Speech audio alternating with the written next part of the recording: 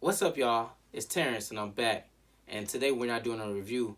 Today we're going to take a look back at all the worst movies I've seen. This is the top 10 worst movies of 2020. If you disagree with me, let me know in the comments below. But this is my personal opinion. These are the worst movies I've seen this year. I'm sure there's some other movies that was terrible that I didn't get the chance to see. Let me know in the comments below. But without further ado, let's get right into the countdown. Coming in at number 10 is Fatal Affair. This movie was bad, but it wasn't terrible. This movie was like one of those bad movies that I don't want to watch again, but it wasn't bad enough to make me regret watching it. You know what I'm saying? Like this movie, Fatal Affair, was like it was just a lot of continuity errors throughout the movie pretty much. The acting wasn't bad. The plot wasn't bad. It just poorly executed. Some of the things on there didn't make sense. But overall, it was just a bad movie. That was all. It wasn't like terrible, but it was bad. Coming in at number 9, A Fall from Grace. This movie was bad, but it was funny bad. Like you know the movies that you watch that's like it's bad, but it's still funny. Like it wasn't supposed to be funny, but it's kind of funny. But the thing was that A Fall for Grace wasn't a terrible movie. It was just like same thing that was plaguing the other movie that I just named. It was a lot of continuity errors and things that didn't link up right. People wigs was sideways and looking weird throughout the movie. The acting was spotty. And the plot was pretty good, but it just was poorly executed. And then on top of that, the terrible twist, like, oh, we're going to twist, this is what's going to happen. No, here's another twist, like, that type of stuff. But other than that, it was a bad movie. Well, yeah, it was a bad movie. Coming in at number 8 was The New Mutants. This movie was bad on so many different levels, man. The acting wasn't terrible, but the plot was bad. The idea of the movie, it could have been a good movie, but it was just so many problems throughout this whole movie. Even the powers of the mutants didn't even make sense, and there was a lot of parts in this movie where they was doing stuff that just didn't make sense. Like it just didn't add up. So that's pretty much it, man. It wasn't nothing memorable about the movie. Nothing that I would come back and be like, hey, let me watch this. This gotta be like one of the worst Marvel movies to ever come out. This is up there with Daredevil. Like this was bad because they had the production to make it a great movie and it just felt so flat. Coming in at number 7, America Pie, Girls Rules. This movie was so cringy and so just weird. Like I don't like movies that over sexualize teenagers and try to make teenagers look sexual. We all know teenagers out there having sex and doing whatever, but when you portray it in a movie and do it so lazy and just so it just come off weird. Like this something that should have came out like in the 90s or something, 90s or early 2000s, where it probably would have resonated a little bit better. But in this climate, it just came off as weird. Like I don't know. I don't know why they didn't just make the kids, instead of making them kids, making them adults, and then the movie probably would have fared a little bit better. But the plot was just so dry, and it was just so unbelievable. Like the stuff that was going on in the movie was just so unbelievable. And it did have a couple funny parts, but overall, it was just it felt flat. It was a bad movie, man. Coming in at number 6 is 365 Days. This movie was bad. This movie was bad. Like bad. Like I don't understand it. Like it did. The plot was totally terrible, totally unbelievable. Like wouldn't happen in a million years. Like it just wouldn't happen. And then as the movie progressed, it just became some type of what was it? What they call them? It just became a low budget porno. Not even a low budget porno, but just like terrible just sex scenes throughout the whole movie, just them banging it out after a while, and then the whole premise of it is just so bad because they met because he kidnapped the girl and forced her to be with him, and then she ended up liking him, I guess, and starting to like him. And there was a scene in the movie where they was arguing and she fell off the boat. Now up to this point they didn't have sex. So, because she didn't want to, because she was kidnapped. Like, come on, kidnapped. So, she fell off the boat. He jumped in the water, save her, bring out the water.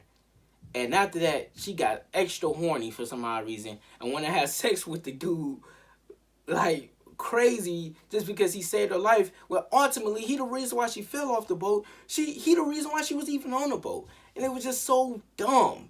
So dumb, man. This movie was terrible. Trash. Back Movie, trash. the only reason why this movie not higher, because one of them died. And I felt like that helped redeem the movie.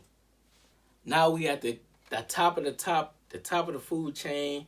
We had the top 5 worst movies of the year. Coming in at number 5, which should be no surprise to none of y'all, is Coffee and Cream. This movie was like probably one of the first movies I seen this year. Not even the first movie I seen this year, but this is the first bad movie I seen this year. This movie was so bad. Comedy that they was doing, like, this is like, they had so many gay jokes in this movie.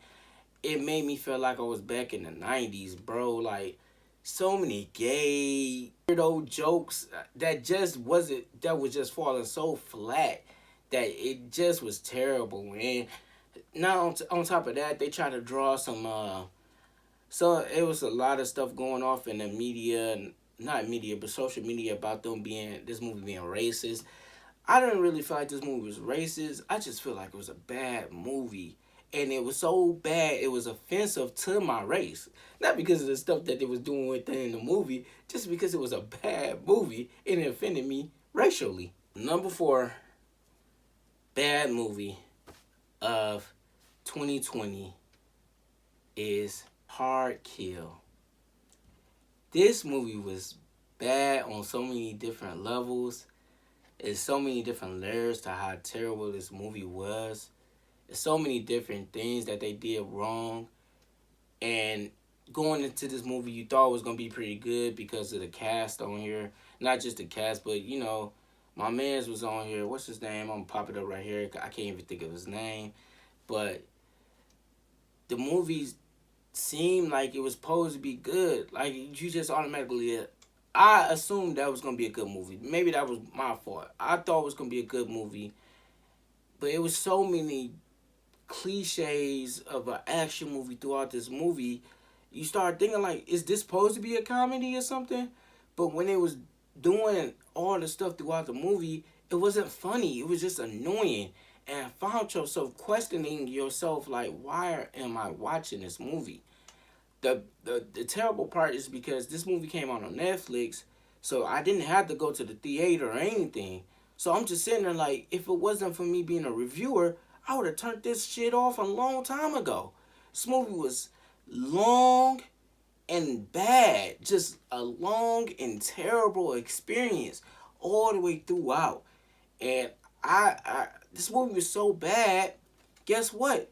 This movie came in the number 3 slot. The number 3 worst movie of the year is Hard Kill. This movie was so bad, it got 2 slots. 2 slots on the list. Terrible. Movie terrible. Movie terrible. And I don't even... Just a bad movie. Bad. Bad director. Bad people. Bad Netflix. Shame on you, Netflix, for making me think that this was going to be a good movie. Shame on you. Coming in at number 2, John Henry. This movie was terrible. Terrible movie. It's terrible. I have nothing else to say. If you see my review, I had nothing to say in my review.